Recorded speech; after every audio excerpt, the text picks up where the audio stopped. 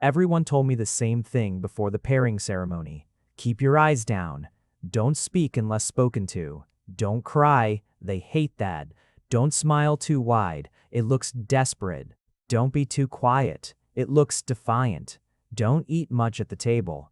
Don't refuse anything on your plate. Don't wear anything too bright or too dull. Don't remind him of what you are until he's already decided he wants you. There were so many rules about how to survive the first meeting with an alpha that I'd stopped writing them down years ago and started just breathing through them instead. One instruction inhaled, another exhaled, until they lived in my lungs like a second set of ribs. My name is Terry Mendez. I am 23 years old. I presented as Omega at 16, which is late enough to have spent 2 years convincing myself I might be a beta, and early enough that I still remember the exact moment I understood what my life was going to look like. I was standing in the school gymnasium, palms pressed flat against the cold bleacher seats, when the nurse said the word and the world quietly rearranged itself into a before and an after. Before, Terry, who ran track and wanted to study architecture and had a best friend named Lou who said they'd get an apartment together after graduation. After, Terry, who would be registered. Terry, who would be assigned suppressants and a quarterly evaluation. Terry, who would, one day, be paired. I thought I had more time before the after arrived. I was wrong. The morning of my pairing ceremony, I sat on the edge of my bed in the small assigned housing unit I'd lived in for the past 2 years. Clean white walls, government-issued furniture. A window that looked out onto a parking lot. And I did not pray because I had stopped believing that anything was listening. But I did make a list. I was very good at lists. Lists were the only things that felt solid when everything else was moving. Things I knew about Ramon Moore. 1. He was 31 years old. 2. He was an alpha in the highest registered designation, a class they called Apex, which meant stronger scent markers, stronger biological pull, stronger everything, and which also meant he had been given priority placement in the pairing pool. 3. He had not participated in a pairing before. The file didn't say why. 4. He owned a construction company. Large-scale builds, commercial mostly, some residential. He had a reputation for finishing projects ahead of schedule and under budget, which his coordinator had apparently included in his profile as though it were a character reference. 5. His photograph showed a man with dark auburn hair that curled slightly at the temples, pale green eyes that looked almost gray in the flat lighting of the registration office, and an expression that gave absolutely nothing away. I stared at that photograph for a long time. He didn't look like a monster, but the worst ones never did in photographs. The worst ones looked like normal men who were just waiting for permission. I folded the file, tucked it into the inside pocket of my jacket, and went to meet him. The pairing hall was a converted civic building that had probably once been used for city council meetings or something equally mundane. They'd tried to soften it. Potted plants along the entry corridor, low lighting in the meeting rooms. Small trays of food and water set out on side tables like this was a networking event instead of what it actually was. The coordinator who walked me in was a beta woman with a practiced, careful smile who told me to just be myself, which was advice so useless I almost laughed. "Room 7, she said. "He's already inside. Take a moment if you need it." I didn't take a moment. Taking moments only made the fear bigger. I opened the door. He was standing by the window. Not seated at the table the way I'd expected, not positioned in the chair that was clearly designated for the alpha, the one facing the door, the power position. He was standing sideways to the room with his arms crossed loosely over his chest, looking out at the same kind of parking lot my apartment window faced. When the door opened, he turned. The photograph had not prepared me for the scale of him. Ramon Moore was tall, genuinely, inconveniently tall, with broad shoulders and hands that looked like they'd been designed for hauling weight. He was dressed plainly, dark trousers, a gray knit sweater pushed up at the forearms, no attempt at display, no performance, and his scent, which reached me even from across the room because Omega senses are unfortunately precise, was Warm, cedar, and something quieter underneath like rain on stone. Strong without being aggressive. Present without being overwhelming. I had braced for aggressive. I had spent a week preparing for overwhelming. He looked at me for a moment and then, before I had fully decided what to do with my hands or my face or the list still folded in my jacket pocket, he said, "The chairs in this room are terrible. I've been standing since I got here. Is that all right with you, or would you rather sit?" I blinked. What? The chairs. He nodded toward the table. "They're the cheap kind with no lumbar support. I figured you'd probably been sitting in waiting rooms all morning. I didn't want to make you feel like you had to sit if your back already hurt." I stared at him. He waited, patient, hands still loose at his sides.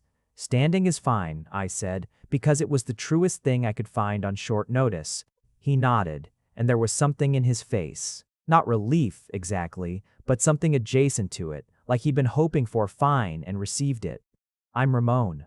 "I know," I swallowed. "Terry." "I know," he said, and there was a slight softness to the way he said it that I did not know what to do with, so I filed it away and kept going. The first meeting was supposed to last 45 minutes. We stayed for 2 hours and 20 minutes, and at no point did he say anything that made me want to bolt for the door. That alone was remarkable. That alone kept me awake later that night, lying on top of my government-issue duvet and staring at the ceiling, turning the conversation over in my hands like a stone I'd found on a beach that was unexpectedly warm. He asked me about myself, not the file version of myself, not my designation or my heat cycle schedule or my suppressant compliance record, but me. He asked what I'd wanted to study before the pairing process started. When I said architecture, something in his face lit up, just slightly, in a way he seemed to immediately try to contain, and he said, "I have about 30 opinions about load-bearing walls. Fair warning." I almost smiled. I didn't quite, because I didn't trust it yet, but almost. He asked if I had things I wanted to know about him. He said it like the answer could genuinely be no, like the option was real and available. I had a whole list of questions I'd prepared. Careful, non-threatening questions designed to gather information without provoking anything, but what came out of my mouth instead was, "Why didn't you pair before?" The room got quiet. Not tense. Just still. He looked at the window again briefly, then back at me. "The first time I was matched, the Omega I was paired with, she was scared of me the whole time. From the first meeting, through the whole first month. I could smell it. I could see it." He paused. "I called off the pairing, filed the paperwork myself. The office wasn't happy about it." I held very still. "I didn't want someone to be scared of me," he said simply. "I've been waiting for a different kind of match." "How do you know I'm not scared of you?" He looked at me then, and it was a direct look, the kind that didn't flinch away or try to perform certainty. "I don't," he said. "Are you?" The honest answer was complicated. The honest answer was, yes. In the background, the way a person is scared of heights even when they're safely on the ground. Not because the danger is immediate, but because the potential for it is real and remembered. But the foreground was something else. The foreground was this strange, tentative curiosity and the fact that he had stood by the window instead of sitting in the power chair, and the way he'd asked if my back hurt. "Not of you, specifically," I said at last. "Of the situation." He nodded slowly. "Yeah," he said. "Me too. I hadn't expected that. I hadn't put that on any list." The pairing was confirmed 3 weeks later after the standard evaluation period, during which we were permitted supervised contact twice and 1 unsupervised meeting in a neutral location, a coffee shop on the east side of the city that Ramon had suggested because he texted the evening before. They had good pastries, and the tables were far enough apart that it wouldn't feel crowded. He had included no emoji. The text was straightforward and considerate, and I read it 4 times. The unsupervised meeting lasted 3 hours.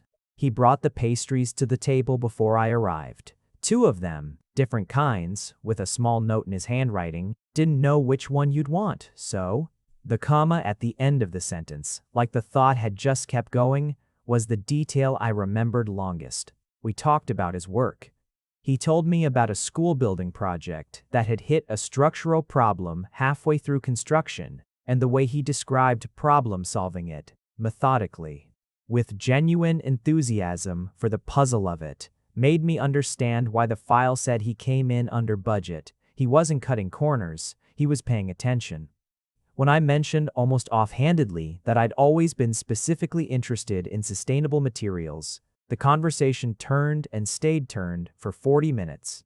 And at some point, I realized I was leaning forward in my chair and talking with my hands, and he was listening with the kind of attention that made the words feel worth saying.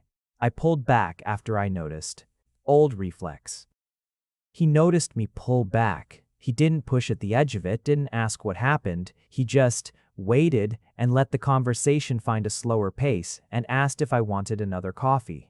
The consideration in that, the deliberate gentleness of it, was almost harder to manage than hostility would have been.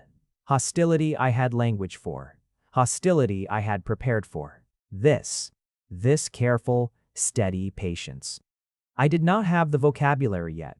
When I got home that evening, I sat with my back against the door for a long time. The pairing was confirmed. In 6 weeks, I would move into his home. I made a new list. This one had only one item. Do not get used to this before you know it's real. Moving day was a gray morning in late March, cold enough that my breath showed.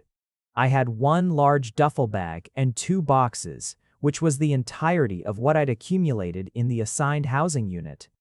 The coordinator helped load them into the car, a dark blue pickup truck that was, I noted, exactly the kind of vehicle a man who ran a construction company would drive, and then stood on the sidewalk and said things about transitions and communication and the support line number. And I nodded along and thanked her and got in the passenger seat. Ramon drove with one hand on the wheel. He didn't fill the silence immediately, which I appreciated more than I could say. The city moved past the windows in its gray morning version, and after a few minutes, he turned on the radio, low, something instrumental, and said, "I reorganized the closet in the main bedroom to make room. But if the layout doesn't work for you, we can redo it." I looked at him sidelong. "You reorganized your closet?" "My half is fine. I'm not great with organization anyway." A small pause. "I figured you'd want your own system." I turned back to the window. The gray city, the instrumental music. "Thank you," I said. It came out quieter than I intended. He didn't make anything of it. The house was not what I'd expected. I had prepared myself for something imposing, something that announced itself, the home of an apex alpha. Look at what he's built, look at what he owns. Instead, it was a mid-sized craftsman-style house on a residential street, with a front porch that had 2 chairs and a small table on it, and a garden along the side that was still winter bare but clearly tended. The inside was warm and lived in without being cluttered. Books on shelves, a kitchen that showed signs of actual use, a dog. The dog was large, sandy-colored, and immediately threw itself at me with a velocity that suggested it had been waiting for this moment its entire life. "That's Brick," Ramon said, catching the dog's collar before it could knock me over. She's a lot. I should have warned you." Brick was looking at me with the pure, unfettered joy of a creature who had not yet learned that the world was complicated. Her whole back half was wagging. I reached out and let her sniff my hand, and she immediately escalated to licking my wrist with complete commitment. "She's fine," I said, and I meant it, and something about meaning it made my chest feel strange. He showed me around the house in a tour that was careful without being performative. "Here's the kitchen, here's the thermostat and how it works. Here's the office if you want a quiet space. Here's the second bathroom that's fully yours if you want it. Here's where I keep the extra blankets." He had put new blankets in the main bedroom. I noticed the tags were still on them, which meant he'd bought them for this. I didn't say anything about it. I filed it. When the tour ended, he asked if I wanted help unpacking or if I'd rather do it alone. "Alone," I said, too quickly. Of course, no adjustment in his expression, no flicker of offense. "I'll be in the kitchen if you need anything. There's food. I made soup earlier. It's on the stove. No pressure." He went to the kitchen. I stood in the main bedroom with my duffel and my 2 boxes and the new blankets and the reorganized closet, and I pressed my palms flat against the footboard of the bed and breathed. Slow. Even. One thing at a time. The closet, when I opened it, had been arranged with a bar on the left side completely cleared and the shelf above it empty except for 2 spare hangers he'd left at the end like a placeholder. Like a small practical welcome, I stood there for a moment looking at those 2 hangers. Then I unpacked. The first week was an exercise in learning the texture of him. He woke early. I could hear movement from the kitchen around 6, the sound of the coffee maker, sometimes the back door opening when he let Brick out into the yard. He left for the job sites most mornings by 7:30 and returned by late afternoon, sometimes carrying blueprints he'd spread on the dining table to look at before dinner. He didn't require me to join him, didn't demand presence or conversation, didn't treat the house as a stage for dominance, the way I'd been warned some alphas did, walking through every room just to establish their claim on it, filling the air with scent markers as a reminder of what they were. Ramon's scent was just there. Baseline. Cedar and rain. On stone, sitting in the house the way a resident's scent should, familiar without being weaponized. I moved through the week carefully. I cooked dinner twice, testing, in a way, because I needed to know what the response to small independent choices would look like. The first time he came home to find pasta on the stove and set down his blueprints and said, "You didn't have to do that," without any weight behind it. Without the undertone of expectation that the words sometimes carried from other people. "I wanted something to do," I said. "Fair." He washed his hands and asked if I'd eaten yet, and when I said no, he set the table with the comfortable efficiency of someone who was used to feeding himself without ceremony. We ate. Brick sat between us with her chin on the edge of the table and her eyes moving between our plates with operatic hopefulness. "She does that every meal," Ramon said. "She's convinced that if she looks sad enough, the rules of the universe will change." "Does it work?" He looked at me with a completely straight face. "She gets a piece of bread every time." I laughed. It came out before I decided to let it unexpected and genuine, and the sound of it surprised me almost as much as it seemed to surprise him. Though his surprise was the gentler kind. The kind that looks like something opening rather than something startled. He didn't make a moment of it. Just smiled, small and warm, and gave Brick the bread. I held the laugh in my chest for the rest of the evening, like something I'd found unexpectedly in a coat pocket. The second time I cooked, I tried something more ambitious. A slow roasted vegetable thing that took most of the afternoon and required me to actually consult 3 different sources because I wasn't entirely sure about the technique. By the time Ramon came home, the kitchen smelled like rosemary and caramelized onion, and I had flour on my sleeve from the bread I'd also attempted because apparently I had gotten carried away. He stopped in the kitchen doorway and was quiet for a moment. "Terry, it might not be edible," I said preemptively. "The bread is definitely questionable. I don't have a lot of practice with bread." He came into the kitchen and looked at the loaf cooling on the counter. Imperfect, slightly lopsided, but real, and there was something in his expression that I still didn't have the right word for. Careful and warm and a little undone. "It looks good," he said. "It looks lumpy." Lumpy bread is still bread. He tried a piece before dinner, standing at the counter, and chewed it slowly with the expression of someone being very honest with themselves about a taste, and then said, "It's good, Terry. Actually good. Where'd you learn?" "I didn't, really. I just read about it." He looked at me. "You read about bread and then made bread. I had time this afternoon." A pause. Then, quietly, something that was almost amused but gentler than amusement. "Okay." We ate the vegetables and the lopsided bread, and he had seconds of both, and afterward he did the dishes while I sat at the table with a cup of tea and watched him without meaning to. The easy competence of his movements, the way he handed things to the drying rack without looking. I realized, starting to feel something in this house that I didn't have a word for yet. I was not going to call it safe. That was too big a word to trust this early, but something adjacent to it, something that was not unsafe. My first heat since the pairing hit on a Sunday morning at the end of the 4th week. I had known it was coming. The suppressants I'd been on for years were adjusted during the evaluation period, and the coordinator had told me it might arrive within the first month.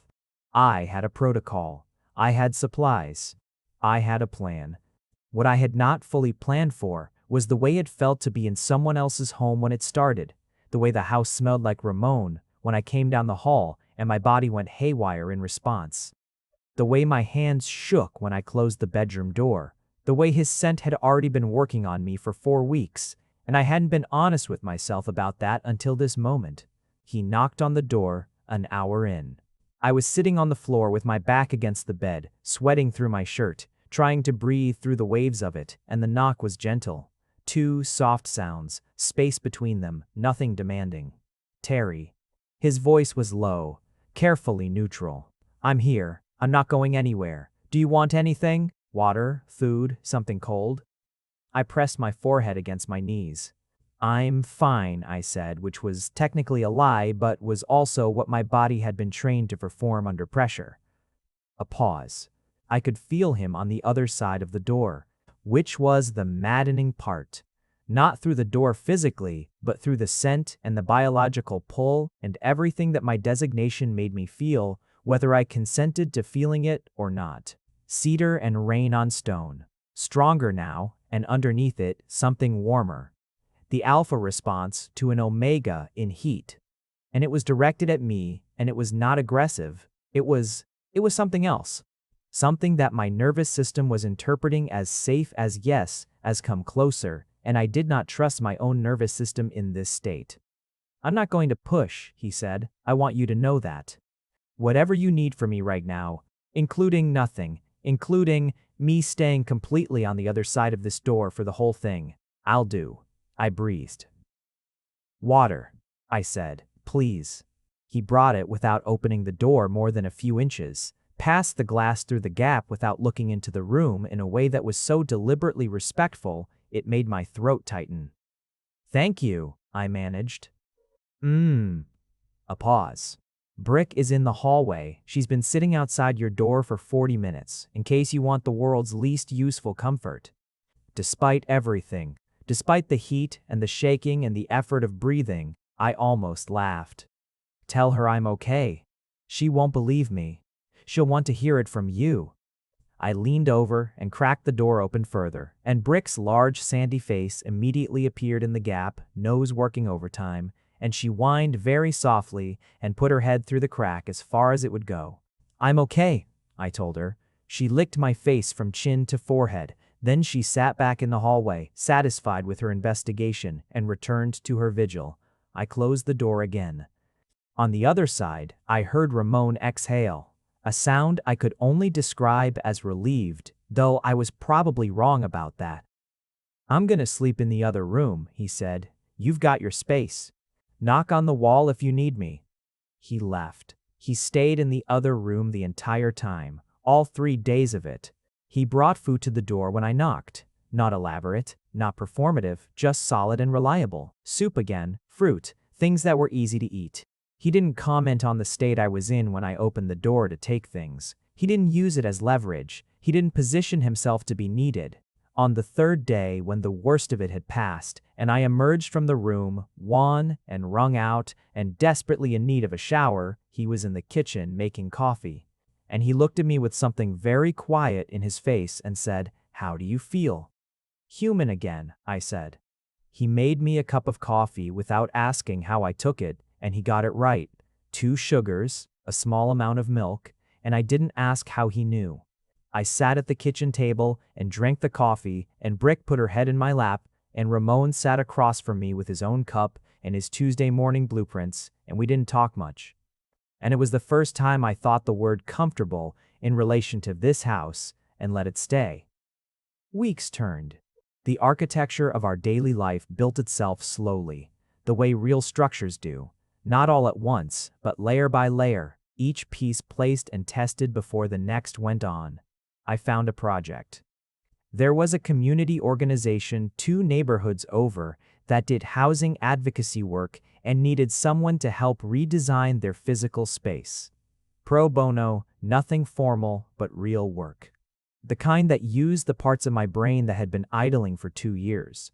I mentioned it at dinner one evening, tentatively, watching his face for the reaction. He asked 3 questions about the project, with genuine interest, said it sounded like a good use of the space they had, and then asked if I needed any construction contacts because he knew a contractor in that area who specialized in low-cost renovations. That was it. That was the whole reaction. No caveat. No, but make sure you're back by. No. Are you sure that's a good use of your time? I went to the project twice a week. He drove me the first time because my transit route was unclear, said he was going that direction anyway, which may or may not have been true. He dropped me off at the curb and said he'd be back at 5, and he was back at 5, and he brought coffee for both of us without my asking. The third week, I took the bus. He didn't say anything about it. He was just there when I got home, brick weaving between his feet in the kitchen, and he looked up and said, "Good day?" "Good day," I said, and meant it, and hung up my coat. We had our first real argument in the 6th week. It was about something small. It was always something small, the way the first cracks in a surface are always smaller than what they portend. He had mentioned to someone at his office that his paired Omega had a background in design, and the someone had passed it along. And now there was an informal offer on the table for me to consult on the interior specifications of a project his company was working on. He told me about it at dinner, like it was a straightforward opportunity. I put my fork down. "You told someone about me." He looked up. "I mentioned your background, yeah. It came up because, without asking me first." The table went quiet. Not hostile quiet. His face was still open, still reading the situation rather than defending against it, but quiet. "You're right," he said. "I should have asked first." I had been ready for a different response. I had loaded up all the things I was prepared to say in response to the things people usually said when they'd decided something on your behalf and expected gratitude for it. And they were all sitting in my chest with nowhere to go. It's not about the opportunity," I said, working through it. "It's about the fact that you decided what I'd be comfortable with before I told you." He set his own fork down and was quiet for a moment in the way he was quiet when he was genuinely thinking rather than formulating a defense. "Yeah," he said at last. "I hear that." I got excited because it seemed like something you'd be good at, and I moved ahead of the conversation I should have had with you first. A pause. "I'm sorry." 2 words. Flat and genuine. No performance around them. No scaffolding of explanation designed to dilute the apology until it became something else. I looked at him across the table. "I need to be the one who decides what I'm ready for," I said. "Even if it seems obvious. Even if you think it's clearly good for me." "Understood. I'm not trying to be difficult." "You're not being difficult." He said it without any particular heat, just matter of fact. "You're telling me something true about yourself. That's not difficult, that's useful." I picked my fork back up. He picked his fork back up. Brick, who had frozen under the table at the first sound of tension, carefully resumed eating her kibble. After a moment he said, "For what it's worth, I'll tell him you're not available for consultations. No explanation needed." "I might want to do it," I said. "Just let me be the one to decide." He nodded. "Of course." And that was the argument. It ended cleanly, the way a good argument should, not in capitulation, not in anyone being leveled, but in something actually understood. I lay in bed that night and thought about the ease of it, the fact that there had been no raised voice, no sent flood of alpha authority meant to make me smaller, no aftermath of cold silence used as punishment. I thought about how low my bar had been that this felt extraordinary. I thought about how it was slowly, quietly, becoming ordinary. The first time he touched me was in the 9th week, and it was accidental, and it changed everything. We were both looking at a set of blueprints he'd spread on the dining table.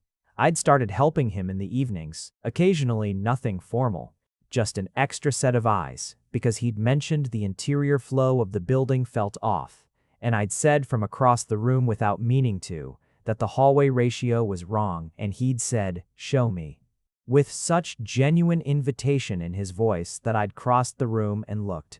We were standing side by side at the table, and he was explaining the structural constraints, and I was pointing at the place where the hallway bottlenecked, and we both reached for the pencil at the same time. His hand covered mine, not grabbing, just arriving at the same place, warm and large and entirely still the moment he realized. He didn't move immediately, but not in the way that was predatory, the opposite. He was waiting. His hand rested over mine and he waited, and I could feel him very carefully not making it into something, not pressing the advantage of it, not even exhaling too loudly. I was very aware of the warmth of him, the weight of his hand, the way his scent was close enough to be a physical presence rather than a background note. I didn't pull away. After a moment he said very quietly, "I've got the pencil," and took it gently from under my fingers and stepped back to the appropriate distance and drew the revised hallway line I'd indicated. He did not make anything of what had happened. I stood beside him and looked at the blueprint revision, and the outline of where his hand had been was still warm on my skin. "That's better," I said. "About the hallway." "Yeah." He looked at the drawing. "Yeah, that's much better." We went back to looking at blueprints. Neither of us said anything else about it. But that night I sat with my back against the bedroom door again. Not from fear, this time not running a list of what might go wrong, but from something else. Something larger and more tentative that I didn't have a name for yet. Something that felt, against all my careful planning, like want. I told him about the first pairing candidate I'd met 2 years ago, on a night when the weather had turned genuinely bad and we were stuck inside. And I'd had 2 glasses of wine, which was 1.5 more than usual for me. And the storm outside was making the house feel smaller and warmer and more closed off from the rest of things. He hadn't asked. I just started talking, which was unusual enough that I noticed it even as I was doing it. The man had been 38, an alpha, registered mid-range. He had seemed fine in the supervised meetings, unremarkable but not threatening. And then in the first unsupervised meeting, he'd spent 40 minutes explaining, with careful rationality, that omegas needed firm guidance to feel settled, and that the best thing I could do for myself was understand that my instincts were going to be better served if I let him make the structural decisions about our life and focused on the things I was naturally better suited for. He had said all of this pleasantly, without raising his voice, as though he were doing me a favor by explaining my own nature to me. I had thanked him and left and filed the rejection paperwork myself, which the coordinator had called unexpected, as if she thought I'd sit with it. Ramon listened to all of this without interrupting. The storm moved outside. Brick was asleep across both our feet, which had happened incrementally over the course of the evening until we'd both noticed, and neither of us had moved. When I finished, he was quiet for a moment. "He was wrong," Ramon said, not delivered with force, not as a performance of alliance, just stated, with the calm certainty of someone identifying an error in a blueprint. "I know," I said. "I've always known." It didn't make it easier to hear. "No," he said, "it wouldn't." He was looking at the storm through the window. "I'm sorry you had to sit through that. It's—" I started to say fine, the way I always did, and stopped. He waited. "It was a long 2 years," I said instead, which was truer and heavier, and I said it quickly, like pulling a bandage. He turned to look at me then. Something in his expression was very careful and very present. "You're here now," he said, simply, without performing comfort, without trying to wrap it in anything, just the fact of it. I was here now. I looked at him across the couch cushion, and the sleeping dog and the storm made the house feel very small, and I thought, "You have been the kindest unexpected thing that has ever happened to me, and I do not know what to do about that yet." I didn't say it, but I thought it fully and clearly, possibly for the first time. The shift in what we were to each other happened gradually and then all at once, which was the only honest way to describe it. It wasn't a single moment. It was the accumulated weight of many small moments. The pencil, the bread, the coffee with the right amount of sugar, the 3 days on the other side of the door, the blueprints, the argument that ended cleanly, the storm, and the slow unclenching of something in my chest that I had held so tightly for so long that I'd forgotten the feeling of it relaxing. In the 11th week, I started sleeping with the bedroom door open. I didn't tell him. I just left it open, and he noticed, because he noticed things and he didn't comment on it. But the next morning, he had moved the coffee maker to the other side of the kitchen where the noise of it wouldn't carry down the hall. The consideration of that. The quiet attentiveness of it. In the 12th week, I started sitting on the couch in the evenings instead of in the chair across the room. At some point, the gap between us on the couch narrowed, not in a single move but across several evenings, a few inches at a time, the way two people drift toward warmth without deciding to. One evening he fell asleep reading, and I sat beside him in the low lamplight and watched him for a long time. The way sleep softened him, the way he was still careful even in sleep. His head tilted away from me as though not wanting to intrude even while unconscious. And I thought, I have to tell him, not because the rules required it, not because the timeline demanded it, but because something in me was full enough that continuing to hold it privately felt like a kind of dishonesty. The opportunity arrived on a Saturday in the 3rd month when we were working in the garden together for the first time. He'd mentioned wanting to plant things now that the ground had warmed, and I'd said I'd help. Not entirely sure what that would mean, and discovering that it meant kneeling in the soil together, pulling up winter's debris and talking about what should go where. He was showing me where the light fell in the afternoon, how to read the garden by the angle of shadow, and I was listening and watching his hands. The way they moved through the soil with the same competence they moved through everything, and my heart was doing something unhelpful and inconvenient, and I thought, now, Ramon. He looked up. I need to tell you something. He sat back on his heels, unhurried, attentive. The way he always was when I said I needed something, which was still, even now, a small marvel, that reliable steadiness. I came into this expecting to survive it, I said. That was my plan. Get through the pairing, stay quiet, manage the situation, survive. He didn't move. His eyes were on my face. And you haven't given me anything to survive. I pressed my muddy gloves together. Which is disorienting, actually. I built a lot of coping strategies for a thing that hasn't happened. Something very gentle moved through his expression. I don't want you to survive this, he said. He stopped, started again. I want you to be here, actually here, not just present. I know, I said. I know that's what you want. That's part of what I'm trying to say. I looked at him, the April sun making everything golden and slightly too honest. I think I'm falling in love with you. I think I have been for a while. And I was not planning to say that out loud for at least another year, but I've been sitting with it and it's getting too heavy to just carry and He moved before I finished the sentence. Not fast, deliberately, carefully, the way he moved through everything. And he crossed the small distance between us in the garden, and his hands muddy-gloved, like mine, came up to cup my face. And he was looking at me with an expression I had never seen on his face before. Undone, open the contained warmth, finally uncontained. Terry, he said, my name in his voice at that particular frequency. I know it's probably too soon, I said, which was idiotic given the circumstances, but I apparently couldn't stop talking. It's not too soon. His thumbs moved gently at my jaw. I've been trying not to push. I've been trying to give you time because I knew you needed it, and you did, and he exhaled slowly. I've been in love with you since the bread. I blinked. The bread. The lopsided bread. The one you made because you read about it and just tried. Something, almost like a laugh, low and warm.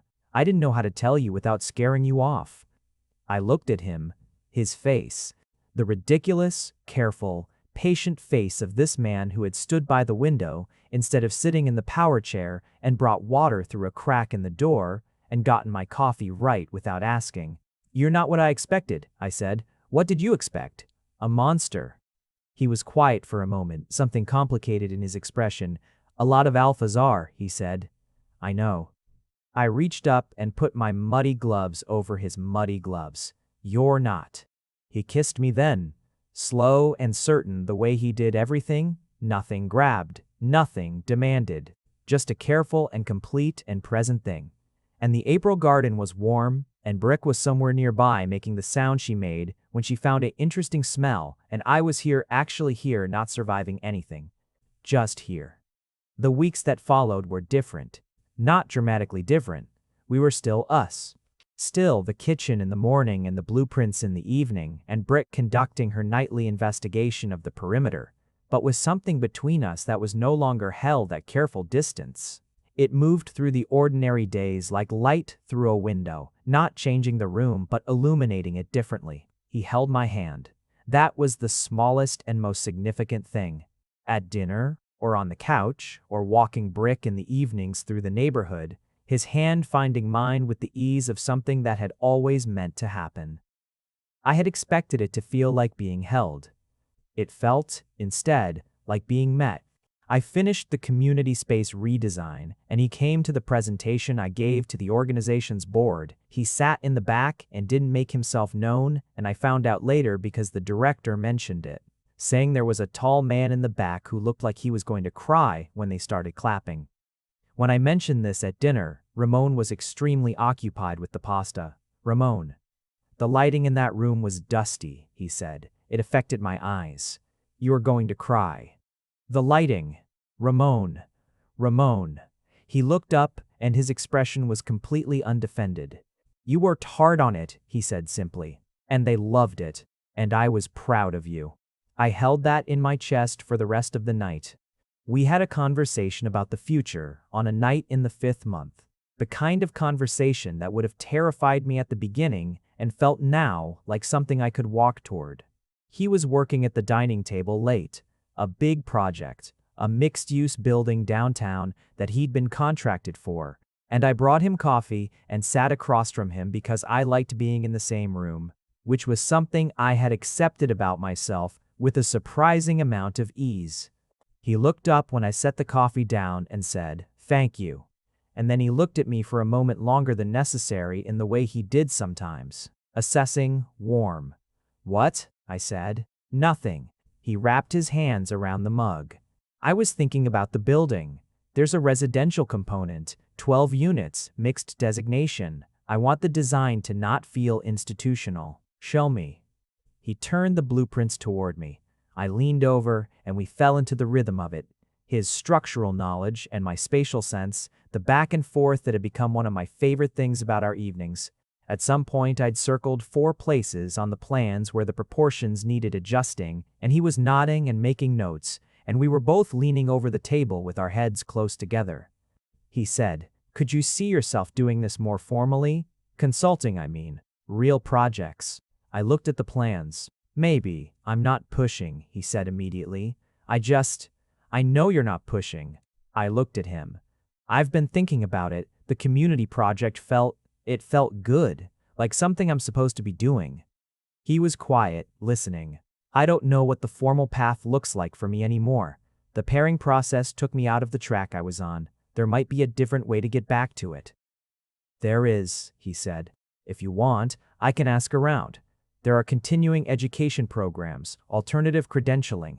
People take them at all kinds of stages." "Maybe," I said again. And then, because something had loosened in me permanently and I was allowed to want things out loud, "Yes, I'd like to know what's available." He smiled. The real one, not the careful one, the one that changed his whole face, and wrote something at the top of his notepad, "Terry. Programs." Underlined. I looked at my name at the top of his notepad, underlined. Something in me, quietly, settled. The night he told me about his own fear was also the night I understood that I had not been the only one coming into this carefully, not the only one with a list. It was late. Later than we usually stayed up. One of those evenings that extends itself without permission because the conversation is doing something neither of you wants to interrupt. We were on the couch, shoulder to shoulder now, easily, the distance having closed completely months ago. And we'd been talking about the previous alpha relationship he'd mentioned at the first meeting, the one he'd called off. I asked more than I'd asked before. He answered more than he had before. The Omega, he told me, had been frightened not because of anything he'd done, but because of what she'd been told to expect. She'd walked into the pairing with 2 years of horror stories and a bone-deep certainty that all apex alphas were fundamentally unsafe, and no amount of time or patience had been able to reach past it. He'd watched her flinch at his shadow for 3 weeks before he'd understood that the fear wasn't going to leave, that he was going to spend the rest of the pairing trying to make himself smaller to accommodate a terror he hadn't created. It hurt, he said, which was a simple thing, but honest. I cared about her. I didn't want her to be scared, but I also... A pause. I started to feel like what I was didn't matter, like being an apex was just the only thing she could see, and everything else I was, everything I tried to do, couldn't get past it. I thought about the window, the chair he hadn't sat in, the water through the door. You spent 3 years after that trying to figure out how to be in a pairing without making someone afraid, I said. He looked at me. Yeah. Is that why you were so careful with me? At the beginning? He thought about it. Partly. And partly. He shook his head slightly. I saw you in the doorway of that room, and you had your hands braced like you were expecting to run, and I thought. He stopped. What? I thought you were the most careful person I'd ever seen. Like every movement was considered. Like you were carrying something very heavy and doing it very quietly. I was quiet for a moment. I was, I said. I know. His hand found mine on the couch cushion. I didn't want to add to the weight. I looked at our hands, his, larger, calloused from years of actual physical work, mine in between, held with no demand. You didn't, I said. You did the opposite, actually. He turned to look at me. You kept taking things off, I said. Every expectation I had about how bad it would be, you just didn't fulfill it. You kept not being what I was braced for, until eventually I didn't have anything left to brace against. His thumb moved across my knuckles. Good, he said, very quietly. That's what I was hoping for. We stayed on the couch for a long time after that, the lamp low, brick asleep across our feet, the house settled and warm around us. I was not thinking about before and after. I was just thinking about now. About this room, this evening, this man's hand around mine. About how the word safe had always felt too large and too risky, and how I had been quietly living inside it for months without allowing myself to call it that. I decided to call it that. There was a dinner in the 6th month where his business partner came over. I had not met anyone from his world yet. The pairing process was designed to be insular. You built the partnership first, and the wider social context came later, when things were settled. I had met Brick. I had met the garden. I had met his blueprints and his soup recipes, and the particular way he set a mug down on a table when he was thinking hard about something. That was the world I knew. His business partner's name was Griffith, tall blonde beta, with the loose, easy energy of someone who trusted themselves in rooms. And he arrived at the front door with 2 bottles of wine and a box of something that turned out to be extremely good cheese. And when Ramon introduced us, Griffith looked at me and then looked at Ramon with an expression that said something large and private between them, and then held out his hand to me and said, "He's talked about you constantly." It's embarrassing, honestly. I'm glad to have a face for the name. I looked at Ramon. Ramon was looking at the middle distance with an expression of great serenity that I recognized as his version of mortification. Constantly, I said. For months, Griffith confirmed pleasantly, before you'd even moved in. You made bread one time and he mentioned it on 3 separate job sites. The bread was not, Ramon started. The bread, Griffith said, opening one of the wines, was apparently a formative event. I had to look away from both of them because my face was doing something I couldn't fully control. I went to get the wine glasses and kept my back to the room for a moment and breathed and felt something warm and ridiculous moving through my chest. Dinner was easy. Griffith was good company. He and Ramon had a years-long shorthand that was amusing to watch, the particular rhythm of 2 people who had argued about everything and emerged with mutual respect intact. They talked about the downtown project and a dispute with a material supplier and a younger employee who was either a future site manager or an active disaster, pending further data. I asked questions when I had them and stayed quiet when I didn't, and at no point did Griffith treat me as an appendage or an ornament or a biological inevitability.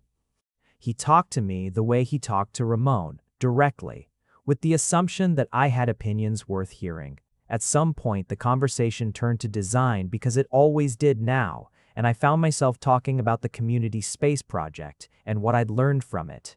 And Griffith listened and asked follow-up questions and said at the end, "Have you met Jasmine Kaur?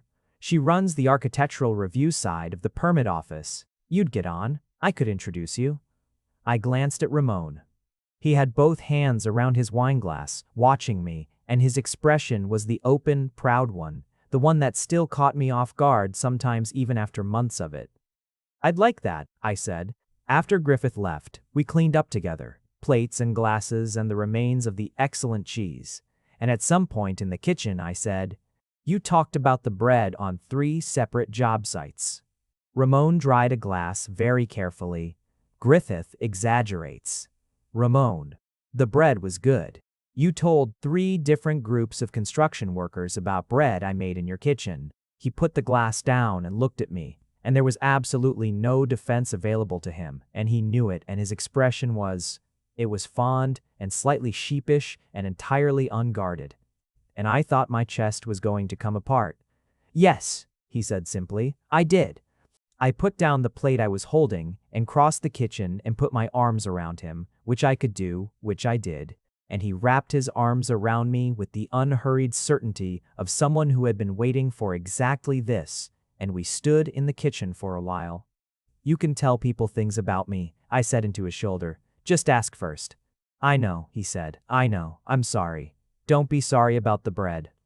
I felt, rather than heard the sound he made, something low and warm that wasn't quite a laugh, but was in the same family. "No," he agreed, "not about the bread." The meeting with Jasmine Kaur happened on a Thursday in the 7th month. I had prepared for it the way I'd prepared for things now, not with a survival list, but with the ordinary kind, the useful kind, what questions to ask, what to bring. What I wanted to get out of the conversation.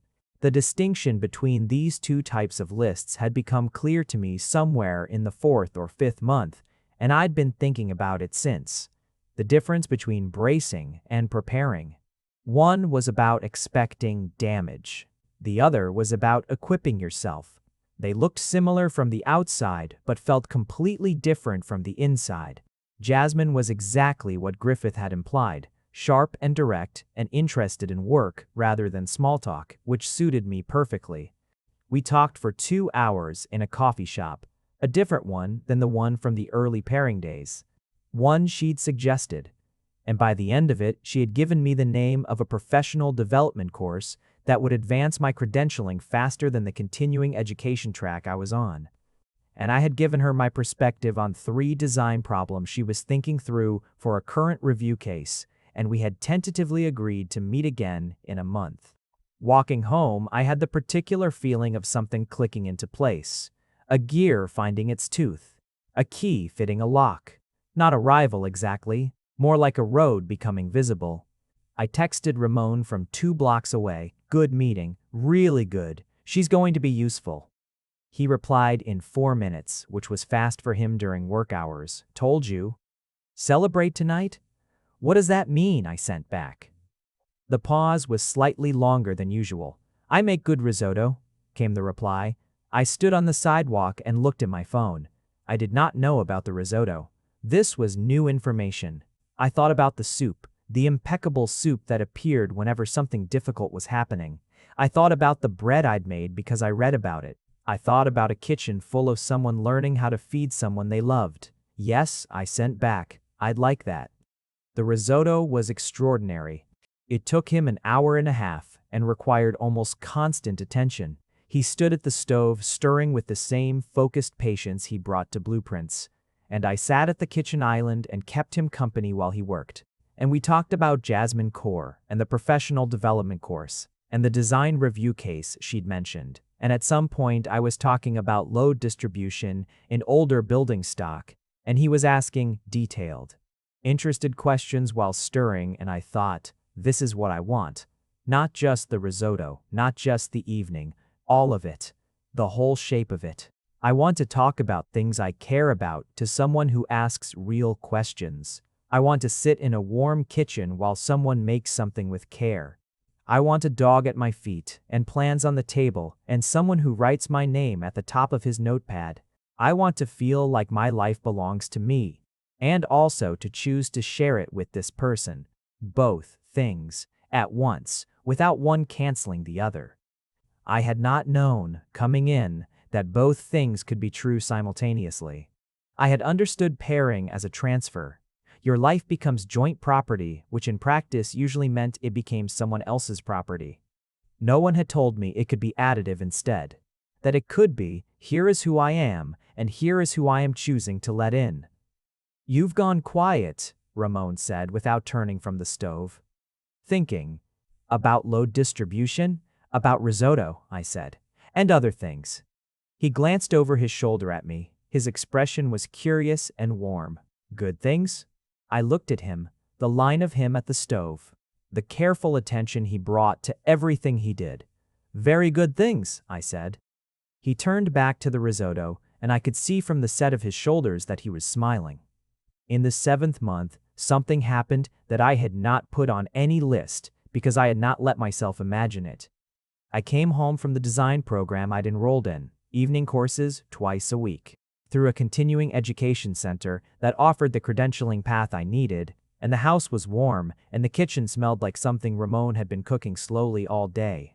And Brick was at the door in her usual ceremony of arrival, and I'd put down my bag and I thought, this is mine, not the house, not the objects in it, the warmth, the smell, the dog, the particular quality of an evening in a place where someone had been thinking about you while you were away. Ramon came out of the kitchen drying his hands on a dish towel, and he looked at me with that look, the one that had been uncontained since the garden, since the bread, since some even earlier moment I suspected, and he said, "How was it?" "Really good," I said. "We did structural load calculations. I was good at them." He smiled, proud, just openly and easily proud, without making it complicated. I crossed the room, and I kissed him, which I could do now, which I did regularly, and he made the small sound he made when I caught him off guard, and his hands came up to my back and held. We stood in the hallway for a moment. Just that. "Dinner's ready when you are," he said against my hair. 2 minutes, I said. He went back to the kitchen. I hung up my coat and looked at the hallway. The hooks where my coat now lived next to his jacket. The shoes lined up by the door. The framed photo of the community space redesign that he'd printed and hung without telling me, just put it there one day, with no announcement visible every time we walked in. 2 months ago, I'd asked him why he'd hung it there specifically. He'd said, "Because I like looking at something you made when I come home." I took 2 minutes. I stood in the hallway and breathed and let the warmth of the house be real and mine and not a thing I had to be careful around. Then I went to the kitchen. I have stopped making lists, or rather, I have changed what I use them for. The lists I make now are the ordinary kind. Things to pick up at the store, measurements for the project we're working on together, course deadlines, the names of plants we want to add to the garden this spring. They are useful and small, and they don't weigh anything. The list I had been keeping for years, the one about how to survive, the one with all the rules. I haven't added to it since the first meeting in that room with the bad chairs. I haven't needed to. This is what I know about Ramon Moore, now, in the 9th month of our life together, the version that is not from a file. He stands by the window instead of sitting in the power chair. He makes soup when something difficult is happening and he doesn't have any other way to help. He gives Brick the bread every time, even though he pretends it's against the rules. He writes names at the top of notepads and underlines them. He hung the photo of something I made in a place where he could see it when he came home. He cried, dusty lighting aside, at a presentation in the back of a room because he was proud. He has never once used what he is against me. Not once. Not as a weapon, not as a reminder, not as a threat. He was scared too. He just carried it quietly and put it down when I needed him to be the one who was steady, and picked it up again and told me about it when I was ready to hold some of the weight. This is what I know about myself. Now, I am not surviving this. I am here. I am against every prepared contingency and every careful list. genuinely and completely here. In the warm kitchen with the slightly imperfect bread and the dog, and the man who asked if my back hurt before he asked anything else about me. I am in love with him in the way that is not dramatic but is immense, the way a load-bearing wall is not visible but holds everything up. I am, for the first time since before the gymnasium and the nurse and the word that divided my life in two, not braced for anything, just open, just here. On a morning in the 9th month, I wake before he does, which is unusual. He is the early riser, the 6 o'clock movement, and the coffee maker and the back door for Brick. But this morning, the light comes through the open curtains at a particular angle. Autumn light, amber and specific. And it falls across the room and across him sleeping, and I lie still and watch it. He is, at rest, entirely himself. No performance in any direction. Just present. Brick is at the foot of the bed in her usual place, her chin on her paws, watching me with the serene alertness of a creature who considers herself personally responsible for the well-being of everyone in the room. I reach out and put my hand on Ramon's shoulder, lightly. He exhales. A sound like something settled, like a room adjusting to warmth. Early, he says, not opening his eyes. I know. A pause. The light moves slightly. You okay? I think about all the lists, about the file and the photograph with the expression that gave nothing away, about the pairing hall, and the bad chairs, and the parking lot window, and the 2 hangers at the end of the rail, and the water passed through a door, and the bread, and the garden, and the name written at the top of a notepad. Underlined. About the word safe and the long time it took me to let myself use it. Yes, I say, fully, completely, the whole word. He opens his eyes and looks at me in the amber morning light. His hand finds my hand on his shoulder, covers it. Warm. Brick yawns enormously and resettles, done investigating, satisfied. Good, he says, and I am. If you made it to the end, you're my kind of person. Leave a subscribe, comment down your favorite part of the story, and if you want early access to videos, exclusive content, or just want to support the channel, make sure to join our Patreon. Link is in the description. Even one member genuinely means the world to me. See you in the next one.